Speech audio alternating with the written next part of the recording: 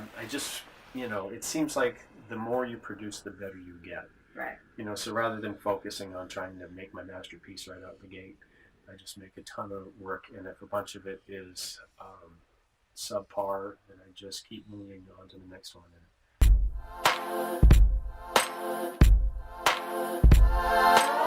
Let's get into your productivity. Okay. What have you been doing? What's the next one? Okay, so one of the big stories, I guess, of my life is I just got back from Burning Man out in the Nevada desert. Wow. So if people aren't familiar with it, it's the biggest art festival on the planet. It's really wild and crazy. My friend Ben Newman is a sculptor out west, and he works in metal, and he makes giant insects out of motorcycle and car parts from like the 20s to the 60s. But he told me about it, said come on out. He had some free tickets, so I got my butt out there, and I sent in some art. I submitted some of my art to show at Center Camp, and so they looked at it and they got back to me and said bring it out. So I was really honored to show my art at Center Camp at Burning Man. Nice. Yeah. When I came back from that trip, I feel like I was inspired to take my art to the next level, professionalism, and really roll up my sleeves and throw my back into it more. I just jumped in the studio and just started cranking. So that was inspiring and fun. Before I left, I had to crank out a project that I did with Positive Street Art, which of course I always want to mention because they keep me busy. They are so adept at connecting artists and people looking for art. From the artist's perspective, they make sure that you're getting paid appropriately. And from the consumer's perspective, they're making sure that nobody's getting ripped off. One of the projects I did before I left was for the Amherst Street School. They had some space out in front of the building that used to be window space, but they just covered it over with plywood. Mm-hmm. And so they wanted some murals there. So I rendered some murals in on cabinet grade plywood. And one of the styles I do is I'll paint with oil-based stain that you can get in a hardware store. I paint with that, kind of like watercolor paintings, and I make pictures with that. Well, sometimes I'll draw them out with pencil, and then I'll fill them with the oil. But it kind of gives like a shadowy sort of image. Looks kind of sepia tone, kind of old-fashioned, Right. And so what I did with that project is I made some images that were kind of large and in the background on the wood, the stain on wood, and then in front I had I used some oil paint to have some brightly colored kids that were like, sort of a now and later message. Right. The school is taking their students through the 7 Habits of Highly Effective People by Stephen Covey. And so one of the habits, for instance, is think about the end from the beginning. When I had a kid with a fire hose, he's just playing with a fire hose in his yard, and then behind him is a fireman, dousing a fire. Things you enjoy when you're small, Right. something that you can find fulfilling when you're older. So just ideas like this, like a now and then kind of idea. So I just finished that up as I was tearing out the Burning Man.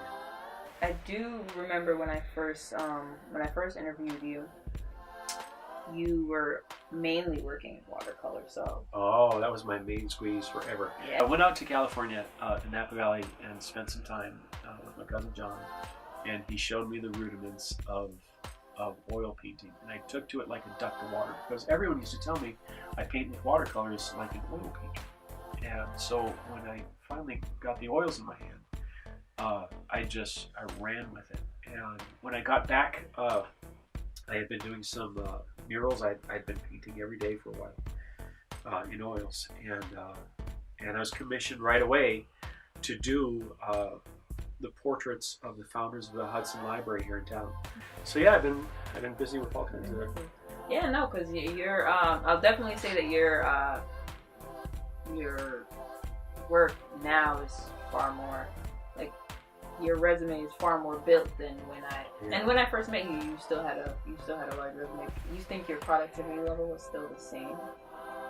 then? That was like, what, 2 years ago? I didn't have the time. I made it.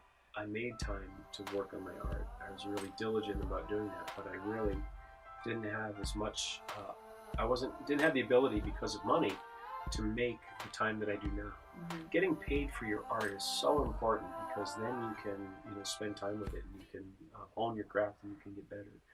It makes me wonder how many people are stuck in accounting that are amazing artists and would have a passion and love to pursue, their gifting and talent, but they have to pay the bills and no one will give them a chance, and you know what I mean? Mm-hmm. And someone might be flipping burgers, or they might be, working on Wall Street, but really like to be producing amazing art and expressing what's in their heart, and they just don't have a venue for that. So since the last time you talked to me, I've had more opportunity to work on art because the money's been better.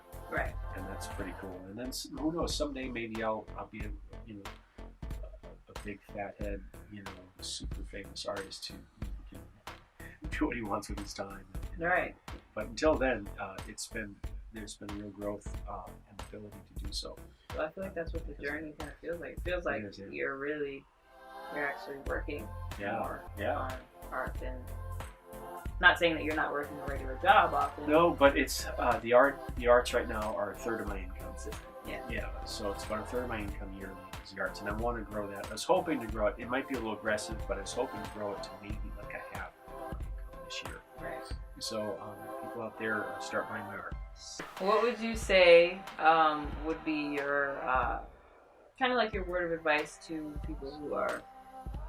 those people who are working those jobs because they can't do their art and their craft? I would say that if you really enjoy the arts, create a space in your home, if you can, maybe just to be a kitchen table or something, and then make a time and commit to it. Like there's some things I had to blow off in order to really pursue my craft. For years I've been very involved with my church, and I love my church family. Mm-hmm. This truly is my family. I've got a cool church, and I love people who go there, and they love me, and it's a great community. But there's some times when I just said, I'm not going to do this or I'm not going to do that. There's always something to do. Right.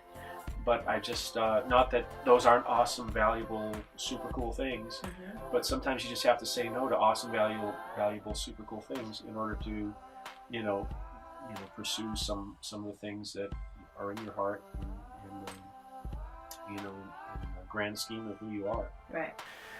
I like to go to Taco Tuesdays. I like to do this cheap movie night. I like to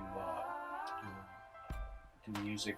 Sometimes go out jamming with friends at open mics or whatever. And sometimes those things also have to kick those to the curb. So sometimes really awesome, top shelf, super fun, valuable things. You just have to make a decision. It's an opportunity cost because you only have so much time / life to deal with. Right. And you just have to say, you know what, I'm gonna cut this and do that. Right. And if you really have a desire to pursue an art, go for it. Roll up your sleeves, dedicate the time, and then stick with it, because you're not going to have a masterpiece on day one. God forbid that you should have a masterpiece on day one because of some happy accident.